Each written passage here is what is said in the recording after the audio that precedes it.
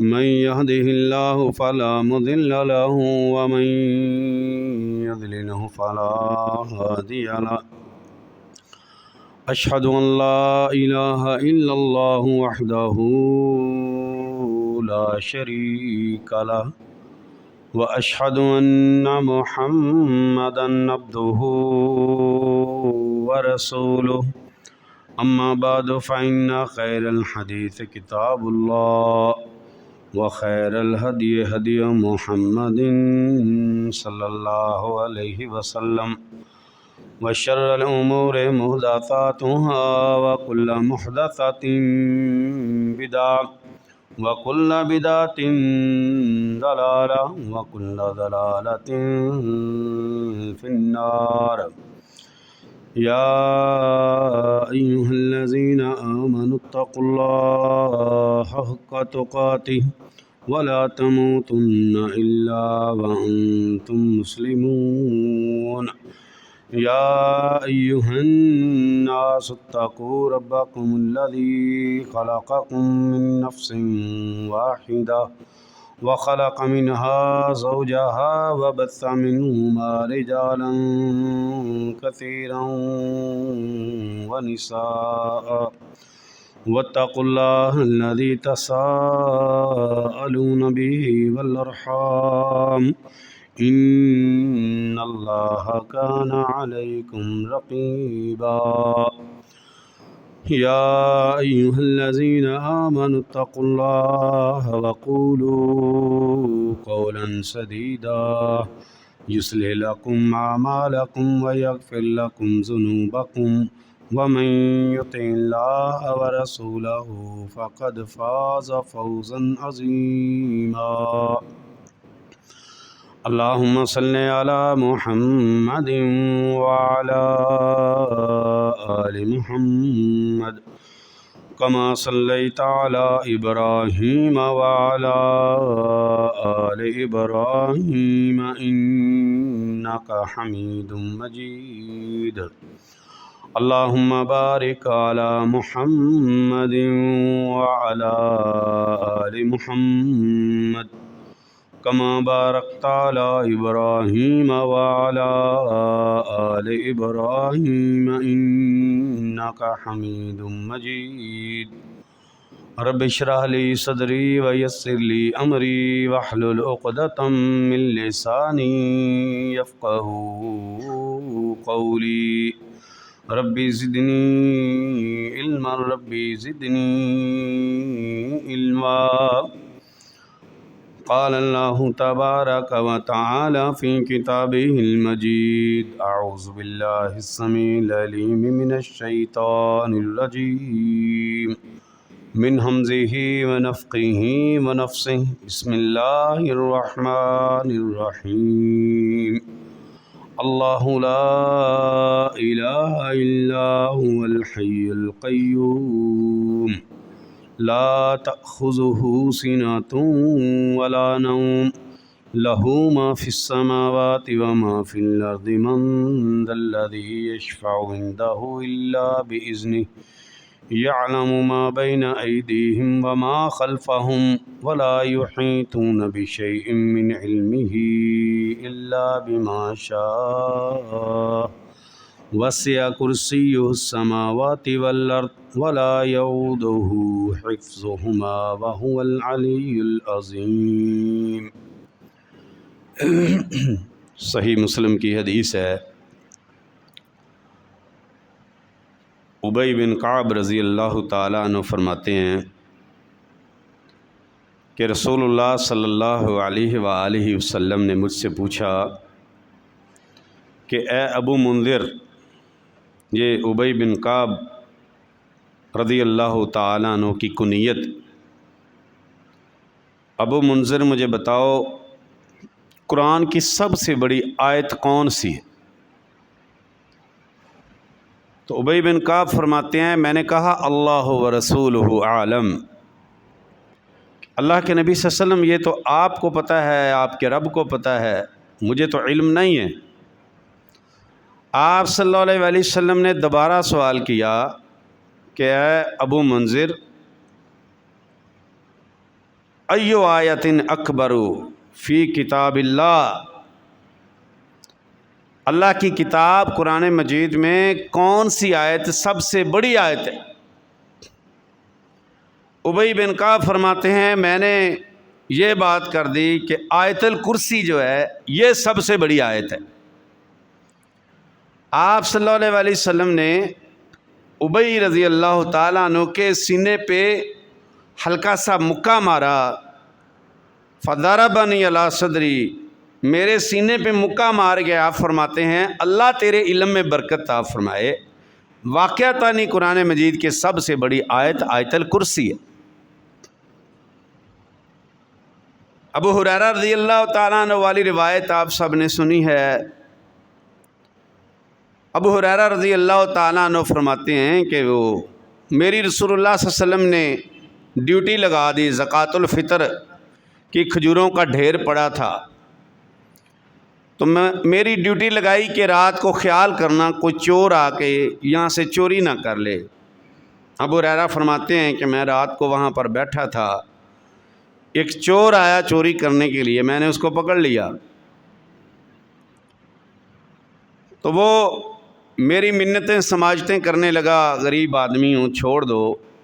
مجھے ترس آیا اور میں نے اس کو چھوڑ دیا۔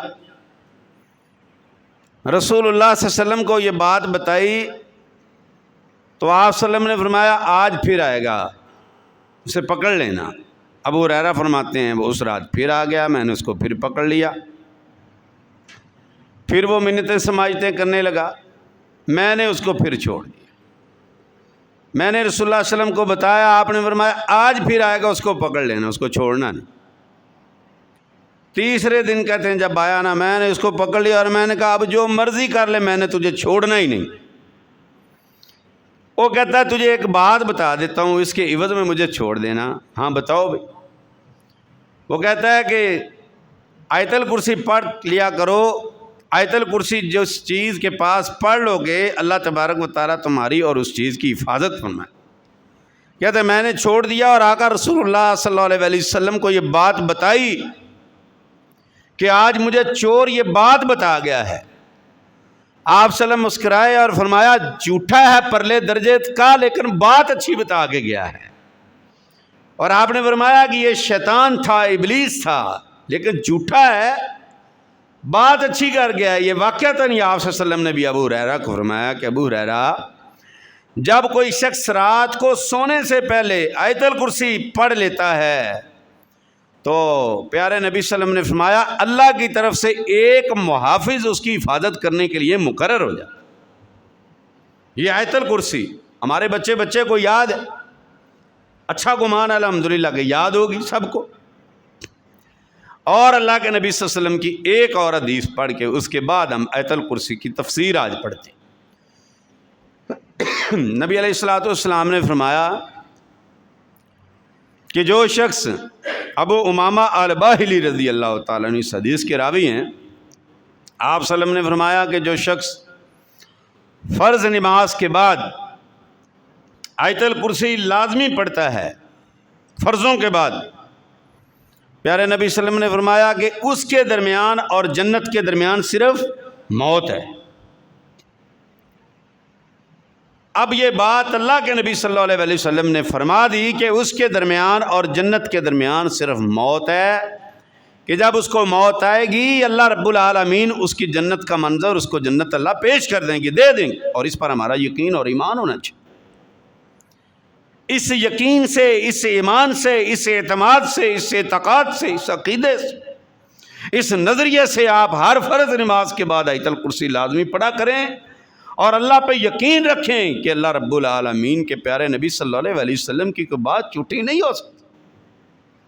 اللہ مجھے یقیناً جنت عطا کرے گا۔ اللہ یہ قبر کی جو گھاٹی ہے جس کے بارے میں آپ صلی اللہ علیہ وسلم نے فرمایا کہ یا تو یہ جنت کے باغوں میں سے ایک باغ ہے یا پھر جہنم کے گڑھوں میں سے ایک گڑھا ہے، او بھائی یہ وہ قبر ہے جس کو یاد کر کر کے عثمان جیسے ذو النورین رضی اللہ تعالیٰ عنہ، جن کو دنیا میں چلتے پھرتے اللہ کے نبی صلی اللہ علیہ وسلم نے جنت کی خوشخبری دے دی تھی، ان کی چیخیں نکل جاتی تھیں جب یہ قبر کو یاد کرتے تھے کہ قبر میں عثمان اکیلا ہوگا اور کیا کرے گا. یہ عثمان رضی اللہ تعالیٰ عنہ کی حالت ہے. اور میں اور آپ کیا چیزیں ہیں جن کے 24 گھنٹے اللہ کی قسم اگر ہم اپنا موازنہ کریں, ہمارے کھاتے میں رات کو سونے سے پہلے اگر ہم اپنے دن کا حساب کریں, ہماری تھوڑی سی نیکیاں نکلیں گی اور سارا دن اللہ کی بغاوتوں میں گزر. چلو فرض نماز کے بعد آیت الکرسی پڑھ کے اللہ پہ یقین کر لیں کہ یا اللہ تیرے نبی کریم صلی اللہ علیہ وسلم کی حدیث ہے اور انشاءاللہ ہمارا یقین ہے کہ اللہ تو ہمیں جنت ضرور دے. یہ آیت الکرسی کی فضیلت. اب اس کا نام آیت الکرسی کیوں ہے؟ ایک تو بھائی یہ نام یہ کسی نے, کسی محدث نے, کسی مفسر نے نہیں لکھا, بلکہ یہ نام اللہ کے نبی صلی اللہ علیہ وسلم نے خود فرمایا ہے. صحیح البخاری کے اندر جو حدیث میں نے آپ کو سنائی ہے, آپ صلی اللہ علیہ وسلم نے باقاعدہ نام لیا ہے کہ جو بندہ یہ آیت الکرسی پڑھ لیتا ہے نماز کے بعد, اس کے درمیان اور جنت کے درمیان موت, یعنی اس کا نام اللہ کے نبی صلی اللہ علیہ وسلم نے رکھا آیت الکرسی. اس کا نام آیت الکرسی کیوں ہے؟ اس وجہ سے کہ اس میں اللہ رب العالمین کی کرسی کا تذکرہ ہے. واسع کرسیہ السماوات والارض, اللہ کی کرسی ہے. اب اس بحث میں چلے جانا اللہ کی کرسی کیسے ہے, بازوؤں والی ہے یا بغیر بازوؤں کے ہے یا کس ٹائپ کی ہے, اس بحث میں جانا درست نہیں ہے. اللہ نے قرآن کے اندر فرما دیا الرحمن علی العرش استویٰ, آسمان والا رب عرش پر مستوی ہے. اللہ رب العالمین کا عرش کہاں ہے؟ 7ویں آسمان پہ پانی ہے, پانی کے اوپر اللہ کا عرش ہے, اللہ کے عرش پہ اللہ کی کرسی ہے, اللہ کی کرسی پہ اللہ موجود ہے. یہ یقین ہے, اعتماد, یہ عقیدہ ہے اور یہی عقیدہ درست ہے. اللہ تبارک و تعالیٰ کے بارے میں جو یہ عقیدہ لیتے ہیں کہ اللہ رب العالمین کسی ایک جگہ پر مستوی نہیں ہے بلکہ اللہ ہر جگہ اپنے جسم کے ساتھ اپنی ذات کے ساتھ موجود ہے, یہ عقیدہ کفری عقیدہ ہے. اللہ فرماتے ہیں الرحمن علی العرش استویٰ, آسمان والا رب عرش پر مستوی ہے. اچھا المستوی اللہ رب العالمین اب کیسے مستوی ہے, اس کے بارے میں سوال کرنا بدعت ہے. امام مالک رحمہ اللہ فرماتے ہیں الاستواء معلوم والکیف مجہول والسؤال عنہ بدعۃ, کہ اللہ نے قرآن میں فرما دیا کہ عرش پر اللہ مستوی ہے. اب اللہ رب العالمین عرش پر مستوی ہے, اس کے بارے میں ہمیں پتہ ہے. والکیف مجہول, اللہ مستوی کیسے ہے اس کے بارے میں اللہ بھی خاموش ہے, اللہ کے رسول بھی خاموش ہیں. امام مالک فرماتے ہیں والسؤال عنہ بدعۃ, اس بات کو کریدنا شروع کر دینا اللہ کیسے بیٹھا ہوگا, اللہ کی کرسی کیسی ہوگی. آپ فرماتے ہیں امام مالک والسؤال عنہ بدعہ, اس کے بارے میں پوچھنا, کریدنا, سوال کرنا یہ بدعت ہے اور بدعت گمراہی ہے اور گمراہی جہنم کے اندر لے جانے والی ہے. لہذا ہمارا عقیدہ اعتماد ہے کہ اللہ اپنے عرش پر اپنی کرسی پر مستوی ہے. اس کے بارے میں اللہ نے قرآن کے اندر فرما دیا یہ اللہ رب العالمین کی شان ہے. جو اللہ نے بتا دی اور جو نہیں بتائی اس کے بارے میں اپنی طرف سے اٹکل پچو لگانا اور اپنی طرف سے خمیزے لگانا یہ سارے کا سارا گناہ ہے, بلکہ کبیرہ گناہ ہے. اس کے بارے میں خاموشی بت. اب آئیے آیت الکرسی اتنی بڑی آیت کیوں ہے؟ حالانکہ اگر آپ آیت کے الفاظ کی کثرت اگر دیکھیں تو قرض والی جو آیت ہے سورۃ البقرہ کی سارے قرآن کی سب سے لمبی جو آیت ہے وہ قرض والی آیت ہے, آیت الدین ہے. لیکن آپ صلی اللہ علیہ وسلم نے اس کو سب سے بڑی آیت کیوں بولا ہے؟ کیونکہ یہ آیت الکرسی ساری کی ساری اللہ تبارک و تعالیٰ کی ذات کی پہچان ہے. اس میں ساری اللہ کی توحید ہے, اس میں سارا اللہ کا تعارف ہے. اللہ لا الہ الا هو الحی القیوم, اللہ سب سے پہلے کس چیز کی لفظ کس کا آغاز ہے؟ اللہ سے. اس آیت کا آغاز اللہ رب العالمین کے ذاتی نام سے. آپ نے ہم نے بچپن میں اسکولوں میں تعلیم حاصل کی ہے, ایک مضمون دیا جاتا تھا محمد علامہ محمد اقبال کے نام پر مضمون لکھیں. سب سے پہلی لائن پر بڑا ہیڈنگ دیتے تھے علامہ محمد اقبال, نیچے شروع کرتے وقت بھی لکھتے تھے علامہ محمد اقبال فلاں تاریخ کو فلاں جگہ پر پیدا ہوئے. تو یہ ساری آگے ان کی ہسٹری لکھی جاتی تھی, تعلیم وہاں سے حاصل کی, یہ ان کی شخصیت ہے. میں کہتا ہوں آیت الکرسی اللہ کی ذات پر پورا مضمون ہے, سارے کا سارا. اللہ لا الہ الا هو الحی القیوم، ابتدا یہاں سے ہے اللہ، اللہ وہ ہے، لا الہ الا ہوا، جس کے سوا کوئی عبادت کے لائق نہیں ہے۔ عبادت قولی ہے، عبادت فعلی ہے، عبادت بدنی ہے، عبادت مالی ہے، عبادت جس طرح کی بھی ہے، ساری کی ساری عبادتوں کے لائق صرف اللہ رب العالمین ہے۔ الہ کا معنی ہے کوئی معبود نہیں ہے۔ مجھ سے ایک بچہ سوال کرتا ہے کہ استاد جی آپ یہ ہمارے الحمدللہ نصاب کے اندر، فرسٹ ایئر کے نصاب کے اندر یہ آیت الکرسی باقاعدہ طور پہ موجود ہے، میں نے پڑھایا، الہ کا معنی لکھا کوئی معبود نہیں ہے۔ میں لفظ با لفظ ترجمہ پڑھاتا ہوں، بچے نے سوال کر دیا سر جی الہ کا معنی تو معبود ہوتا ہے، آپ نے جو کوئی ترجمہ کیا ہے یہ کس لفظ کا کیا ہے؟ بڑا اچھا سوال ہے۔ میں نے کہا دنیا کے اندر جو لفظ الہ ہے یہ اللہ رب العالمین کے علاوہ کسی کے لیے استعمال کیا ہی نہیں جاتا، اس لیے اس کا معنی ہوگا کوئی معبود، اللہ کے علاوہ کوئی معبود نہیں۔ یہ لفظ الہ صرف اللہ کے لیے ہے۔ جب یہ لفظ کسی کے لیے استعمال ہوگا تو وہاں سے اس بندے کا کفر شروع ہو جائے۔ لا الہ وہ اللہ ہے جس کے سوا کوئی عبادت کے لائق نہیں ہے، کسی قسم کی عبادت کے لائق کوئی نہیں۔ لمبے لمبے سفر کر کے کوئی کسی کی خاطر سفر کر رہا ہے کہ میں جناب اپنی فلاں ہستی کو منانے کے لیے جا رہا ہوں، آؤ جناب یہ بزرگوں کا لنگر کھلا ہے، جو یہ لنگر کھائے گا ہاں اس کی ساری زندگی سوکھی گزرے گی، جو نہیں کھائے گا وہ بھوکا مرے گا۔ اللہ کی قسم اس الہ کے اندر، لفظ الہ کے اندر اتنی تعریفیں چھپی ہوئی ہیں کہ کوئی کسی قسم کی عبادت کے لائق اللہ رب العالمین کے سوا کوئی نہیں، وہ پکارنے کی عبادت ہی کیوں نہ ہو۔ ایک الہ اللہ ہے، اللہ رب العالمین کے سوا کوئی عبادت کے لائق نہیں۔ میں کل ایک جنازے میں گیا، یہ یہاں جو دربار ہے چند پیر، میرے ساتھ کچھ لوگ تھے، کہتے آؤ جی اندر دعا کر لیں۔ میں نے کہا جی قبر پر دعا کرنا جائز ہے، چلو دعا کرنی چاہیے، قبر پر کوئی حرج نہیں ہے۔ میں نے ان کو کہا لیکن یہ بات سوچ لو، الحمدللہ میں آپ کو جو دعوت دیتا رہتا ہوں، ٹیچر تھے، کہ یہاں پر اندر میں آپ کو آپ کی خرافات دکھاؤں گا۔ کہتے جی یہ لوگ دعا مانگنے آتے ہیں، سر جی نا سختی کیا کریں، اللہ کا کرنا ایسا ہوا، اللہ کی قسم وہ فخر الدین کا دربار اندر داخل ہوئے، جاتے ہی سب سے پہلے میرے پاس ابھی بھی وہ تصویر موجود ہے اس موبائل کے اندر داخل ہوتے ہی میں نے دیکھا ایک آدمی بالکل ٹوٹل قبر کی طرف منہ کر کے وہ سجدے میں پڑا ہوا تھا، فل سجدے میں پڑا ہوا تھا۔ میں دیکھ کہتا ہائے ہائے ہائے، ایسے لوگوں کا قصور ہے، ایسے لوگوں کا قصور ہے۔ پھر جناب ایک بھائی کے ساتھ ڈاکٹر ہے، اللہ کی قسم پی ایچ ڈی ڈاکٹر ہے، پی ایچ ڈی کی ہوئی ہے اس نے، اسلام کے اندر پی ایچ ڈی کی ہے۔ میری اس کے ساتھ بحث چل رہی ہے آج کل توحید اور شرک کے موضوع پر۔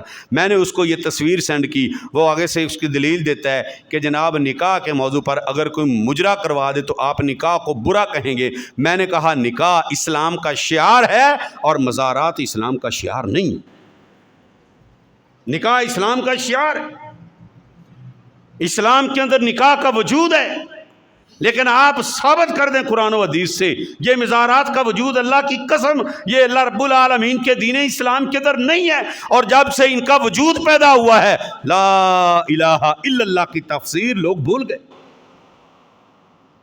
عقیدہ بن گیا ہے، اعتقاد بن چکا ہے۔ یہ آج آپ کے یہ 10 دن شروع ہونے والے ہیں، آپ ان کے اندر آنے والے لوگوں سے پوچھو کیسے آئے ہو، کہیں گے بلانے والے نے بلایا ہے۔ بلانے والا میری ساری جناب میری حاجتوں کو پورا کرتا ہے، میری مشکلات کو دور کرتا ہے۔ کون ہے یہ؟ آپ کے شہر کا بابا ہے، پورے پاکستان کے اندر نہیں، بیرون ممالک کے اندر بھی لوگ وہاں پر بیٹھے، اللہ کی قسم لوگ بتاتے ہیں، لوگ بیت اللہ کے اندر بیٹھے گھروں میں فون کرتے ہیں فلاں جناب جا کر مزار بازار پر، وہاں پر جا کر دربار کے اوپر دیکھ کرو میری دعائیں مکہ میں بیٹھی قبول نہیں ہوتی۔ لا حول ولا قوت الا باللہ۔ جب اعتقاد گندے ہو جائیں، جب عقیدے گندے ہو جائیں، پھر بیت اللہ کے سامنے بیٹھ کر بھی بندے کی پیچھے لگی رہتی۔ لا الہ الا اللہ کے مفہوم کو جب تک پوری سمجھ نہیں کوئی کرے گا، اللہ کی قسم اس کی کوئی عبادت قبول نہیں۔ اللہ لا الہ الا ہوا، اللہ فرماتے ہیں وہ اللہ ہے جس کے سوا کوئی عبادت کے لائق نہیں۔ ایک اللہ عبادتوں کے لائق ہے، تیرے لمبے لمبے سفر اگر اللہ کے علاوہ کسی اور کے لیے ہیں، تیرا سفر کرنا اجر تو دور کی بات ہے، باعث فخر تو دور کی بات ہے، اللہ کی قسم یہ باعث جہنم ہے، اللہ کی ناراضگی ہے۔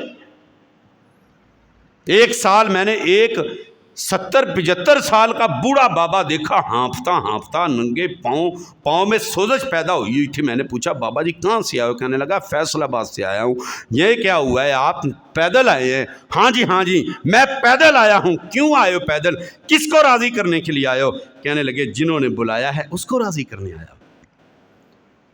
میرا چلنا، میرا پھرنا، میرا اٹھنا، میرا بیٹھنا، اللہ کی قسم میرا سونا، میرا جاگنا، میرے اللہ نے قرآن کے اندر فرما دیا ہے قل ان صلاتی و نسکی و محیای و مماتی للہ رب العالمین۔ میرے نبی آپ اعلان کر کے فرمائیں میں محمد تمہیں کہتا ہوں کہ میری نماز، میری قربانی، میرا جینا، میرا مرنا، میرا رہنا، میری زندگی کے اندر سارا کچھ موجود ہے۔ محیای میری زندگی و مماتی میرا مرنا سارے کا سارا اللہ کے لیے ہے۔ زندگی میں چلوں گا تو اللہ کے لیے، زندگی میں سوؤں گا تو اللہ کے لیے، زندگی میں کاروبار کروں گا تو اللہ کے لیے، میرا ہر کام میرا دنیا کا ہر معاملہ صرف اللہ کے لیے ہے، میری زندگی کا لمحہ اللہ کے لیے۔ یہ کیا کر رہے ہو؟ کہنے لگے یہ معرفت کی باتیں ہیں پتر، تجھے سمجھ نہیں آتی۔ میں نے کہا بابا جی قبر میں ٹانگیں ہیں، کچھ خدا کا خوف کرو۔ میں نے محمد رسول اللہ صلی اللہ علیہ وسلم کی ایک حدیث سنائی کہ رسول اللہ صلی اللہ علیہ وسلم بیت اللہ کے سامنے مکہ المکرمہ میں کھڑے تھے، ایک آدمی کو دیکھا گھوڑے کے لگام پکڑی ہے، چہرے سے آپ صلی اللہ علیہ وسلم نے پہچانا لمبا مسافر ہے، کہیں لمبا سفر کر کے آیا ہے، پیدل چل کے آ رہا ہے، لگام پکڑی ہوئی ہے۔ دور سے دیکھ رہے تھے محمد صلی اللہ علیہ وسلم، آپ صلی اللہ علیہ وسلم امت کی ایک ایک حرکت کا خیال کرنے والے تھے۔ سوال کر دیا اس کے اوپر سوار کیوں نہیں ہوئے؟ پیارے نبی صلی اللہ علیہ وسلم کو جواب دینے والا جواب دیتا ہے میں نے منت مانی تھی اگر میرا یہ فلاں کام ہو گیا تو میں پیدل سفر کروں گا، اللہ کے گھر کا پیدل سفر کروں گا، منت مانی تھی، نظر مانی تھی۔ آپ صلی اللہ علیہ وسلم کا چہرہ سرخ ہوا، فرمایا اللہ کو اپنے بندوں کو تکلیف میں مبتلا کرنے کی ضرورت نہیں ہے، چڑھ اپنی سواری پہ، توڑ دے اس منت کو، نظر کو، ایسی نظروں کی ضرورت اللہ کو نہیں ہے۔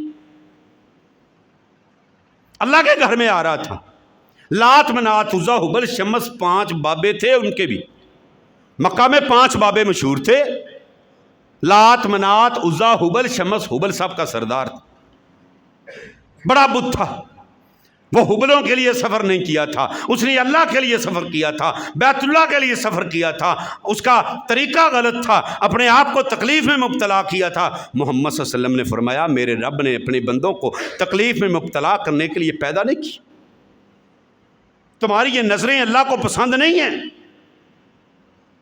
یہ نیازیں اللہ کو پسند نہیں ہیں، یہ منت کوئی منت نہیں ہے، سوار ہو جاؤ اونٹ پہ، اپنی سواری پہ سوار ہو کے چل۔ اللہ اکبر۔ یہاں پر اللہ کے بندوں کو، اللہ کے ولیوں کو خوش کرنے کے لیے لمبے لمبے سفر کر کے اپنے آپ کو تکلیف میں، پریشانیوں میں مبتلا کیا ہو۔ یہ کمیر والی چونگی سے پوری ایک لائن لگی ہوئی ہے، اللہ کی قسم چھوٹے چھوٹے بچے شدید دھوپ کے اندر ننگے پاؤں بلک رہے تھے، رو رہے، چیخ رہے تھے، وہ جاہل ماں باپ بڑے بڑے جناب ساتھ تھے، ان سے پوچھا یہ کیا ظلم ہے؟ کہنے لگے ابھی ظلم برداشت کریں گے، یہ ظلم نہیں ہے، یہ بزرگوں کی محبت کی خاطر ان کو طریقہ سکھا رہے ہیں، ان کی آنے والی زندگیاں، اللہ کی قسم میں نے کہا آنے والی زندگیاں تباہ و برباد کر رہے۔ لا الہ الا ہوا، یہ عبادتیں، یہ تکلیفیں، اللہ اپنے بندوں کو عبادت میں بھی اللہ تکلیف میں مبتلا نہیں کرتا، اللہ نے عبادتوں میں تکلیف نہیں دی ہے۔ وہ آپ کو پتہ ہے نا، محمد رسول اللہ صلی اللہ علیہ وسلم نمازیں لینے کے لیے گئے، اللہ رب العالمین نے 50 نمازوں کا آرڈر کیا، موسیٰ علیہ السلام نے کہا محمد صلی اللہ علیہ وسلم مجھے پتہ ہے ان امتوں کا، ہاں جی، کہ یہ 50 کو نہیں پڑھیں گے، جاؤ اللہ سے جا کے گزارش کریں اللہ کم کریں، کرتے کرتے 5 نمازوں پہ آ گئے۔ لا یکلف اللہ نفسا الا وسعها، سورۃ البقرہ کی آخری آیت پڑھیں، لا یکلف اللہ نفسا، اللہ کسی شخص کو اس کی جان، اس کی طاقت سے زیادہ تکلیف میں مبتلا نہیں کرتے، وہ عبادت چاہتا ہے، وہ تکلیف میں مبتلا نہیں کرنا چاہتا۔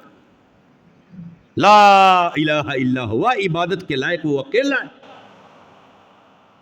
لیکن اللہ کی عبادت کو سمجھو تو صحیح، اللہ کی ذات کو پہچانو تو صحیح، اللہ کی ذات کا تو تعارف ہی نہیں۔ اللہ رب العالمین کا دیا رزق کھا کے، اللہ کا دیا رزق کھا کے اللہ رب العالمین نے جب اس کو ہوش و حواس سے نوازا ہے، پہلے ماں کے پیٹ میں تھا، اس کو اپنا ہوش ہی نہیں تھا، اس کو اپنا پتہ ہی نہیں تھا، ہاں کوئی اس کو اپنا گمان تک نہیں تھا کہ میں ہوں یا نہیں ہوں۔ اس وقت اس کی ماں کے پیٹ میں 9 مہینے اللہ تبارک و تعالیٰ نے اس کی خوراک کا بندوبست وہاں پر رب کرتا ہے۔ جب یہ ماں کے پیٹ سے باہر رہتا ہے، پھر چھوٹی عمر میں اس کو مانگنے کا پتہ نہیں ہوتا، اس کا رزق پھر بھی اللہ اس کی ماں کی چھاتی میں رکھ دیتا ہے۔ یہ جناب جب پلتا بڑھتا عقل مند شعور والا ہو جاتا ہے تو کہتا ہے ساڈی سندا نہیں تے تواڈی موڑدا نہیں، ساڈی دعاگے تواڈے اگے تے تواڈی پھر اگے ہی اگے۔ ہاں جب تو ماں کے پیٹ میں تھا تو مانگ نہیں سکتا تھا، اس وقت رب تجھے دیتا تھا، تو شعور والا ہوا، اللہ نے تجھے عقل سے نوازا، اب تیری عقل کی مت ماری گئی ہے تو کہتا ہے کہ نہیں رب ساڈی نہیں سندا، اسی بڑے گناہ گار ہیں۔ رب کا قرآن کہتا ہے کہ اللہ رب العالمین تو گنہ گاروں کی بڑی سنتا ہے، بڑا تعلق ہے اپنے بندوں کے ساتھ۔ لا الہ الا اللہ کا مفہوم سمجھ لو میرے بھائی، یہ بڑا وسیع مفہوم ہے۔ اللہ لا الہ الا ہوا، ساری عبادتوں کے لائق صرف اللہ ہے۔ ہمیں کہتے ہیں آپ لوگوں کو ان باتوں کا پتہ نہیں ہے، آپ یہ معرفت کی باتیں نہیں سمجھ سکتے۔ کون سی معرفت کی بات؟ یہاں پر آپ کے دربار کے نیچے ایک بھائی کی دکان ہے، میں اس کے پاس گیا، اس کو دعوت دی، باتوں باتوں میں کہنے لگا ٹاپک اس کا یہ تھا، کہتا ہے کہ بابا جی فرید رزق دے رہے ہیں پاک پتن والوں کو۔ میں نے کہا اللہ کا خوف کر۔ کہنے لگا یہ دیکھو یہ دربار کی وجہ سے یہ کتنی ساری دکانیں کتنی بنی ہوئی ہیں، یہ دکانیں بنی ہیں، اس کا مطلب ہے بابا جی دے رہے ہیں۔ میں نے اس کو سمجھایا، جب اس کو میری بات سمجھ آنے کی بجائے جس طرح وہ اللہ نے قرآن کے اندر فرمایا، مشرکین مکہ کہتے تھے کہ اللہ اگر یہ محمد سچا نا تو پھر ہمارے اوپر تو پتھر ہی برسا دے۔ اللہ اکبر اللہ اکبر، اللہ سے یہ دعا نہیں ظالم کرتے کہ اگر محمد سچے ہیں تو ہمیں ہدایت عطا فرما دے، کہتے ہیں پتھر برسا دے۔ کہنے لگا غصے ہو کے، قرآن سن کے غصے ہو گیا، نبی پاک صلی اللہ علیہ وسلم کی سیرت سن کے غصے ہو گیا۔ کہنے لگا جاؤ جاؤ مولوی صاحب کام کرو، اللہ کی قسم کہتا میرا عقیدہ مجھے رزق بابا جی دے رہے ہیں۔ کیا شرک ہے؟ اور ان اللہ والرزاق ذو القوۃ المتین، نبی نے رزق مانگا تو اللہ سے، نبی صلی اللہ علیہ وسلم کے صحابہ نے رزق مانگا تو اللہ سے، محمد سے لے کر آدم علیہ السلام تک آپ پڑھیں، آپ کو میں نے شاید یاد ہوگا ایک موضوع بتایا تھا کہ جب غیب کے لیے ہم مدد مانگیں گے تو صرف اللہ سے مانگیں گے۔ مثالیں ابراہیم علیہ السلام کی، زکریا علیہ السلام کی، یوسف علیہ السلام کی، یعقوب علیہ السلام کی، پورا قرآن اس بات کے ساتھ بھرا پڑا ہے۔ لیکن گندے عقائد اس وجہ سے قرآن سے دوری ہے، محمد رسول اللہ علیہ وسلم کے دین سے دوری ہے۔ پہلے جملے کی سمجھ نہیں آئی، اللہ لا الہ الا ہوا، ایک اللہ ہے جو عبادت کے لائق ہیں، اس کے علاوہ کوئی کسی عبادت کے لائق نہیں ہے۔ اللہ نے زندگی دی تو انشاءاللہ اس موضوع کو اگلے جمعے پوری کرنے کی کوشش کریں گے۔ آخر دعوانا ان الحمدللہ رب العالمین۔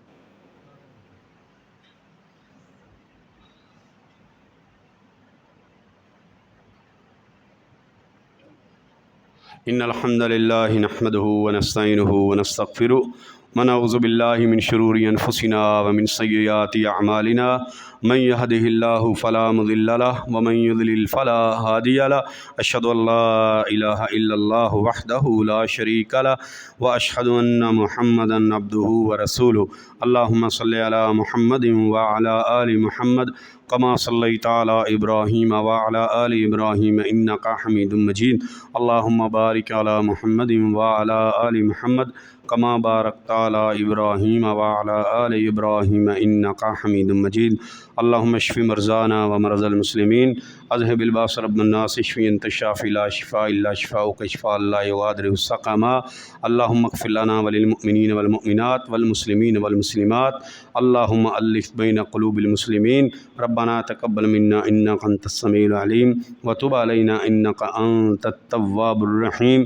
صلی اللہ تعالی علی خیر خلقہ محمد وآلہ وصحبہ اجمعین برحمتک یا ارحم الراحمین۔